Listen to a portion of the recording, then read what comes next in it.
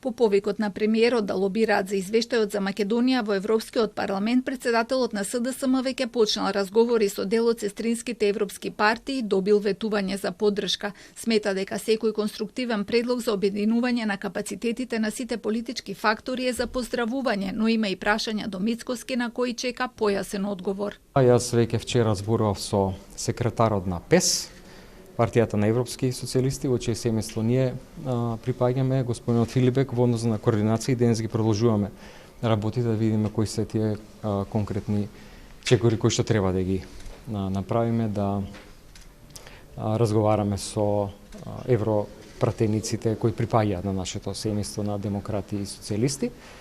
Меѓутоа има едно прашање, а тоа е што е целта на оваа декларација и дали конечно, доколку биде прифатена, тоа ќе биде нешто што за премиерот ќе биде доволна форма на гаранција да се започне процесот на уставните измени.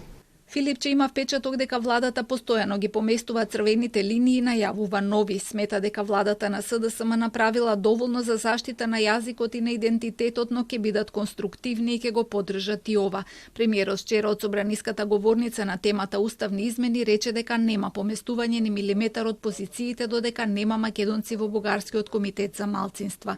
Ги повика СДСМ и ЛДП да лобираат за извештајот кој вклучува засебен многувековен македонски идентитет поврзан со нацијата и со македонскиот јазик. Од Институтот за демократија очекуваат силен отпор од некои европски држави за извештајот, за кој велат дека не е нов, но сметаат дека веројатноста да биде изгласан сега е најголема. Одлично е да имаме официјален документ, резолуција и уште еднаш да го потврди она што нам ни е оспорувано и за многумина неразбирливо како наша потреба да имаме црно на бело зашто имаме континуитет и генеза во нашиот идентитет, меѓутоа е добро. Дали тоа отвара пат за уставни измени?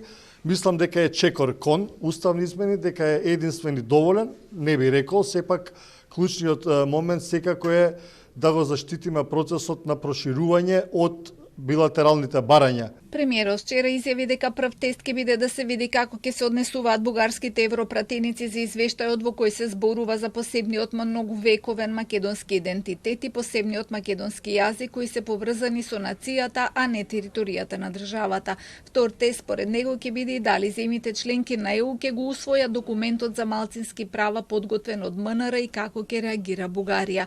Источниот сосед пак не чекаше ниту извештајот да стигне во Европскиот парламент и уште денеска едногласно усвоија нова резолуција за напредокот на Македонија. Во неа се наведува дека Бугарија останува целосно посветена на европскиот консензус од јули 2022 година. Българија ще продолжи да спазва споразумението од 2022 година. Ние няма да отстъпим нито на сантиметър от него. Няма да спрем да повтаряме, че спазването на европейските изисквания е това, което е нужно, за да може да се постигне напредък. Няма план Б. Плана е един, промяна на Конституцията, изпълнение на критериите по клъстерите, за да може процеса да се движи.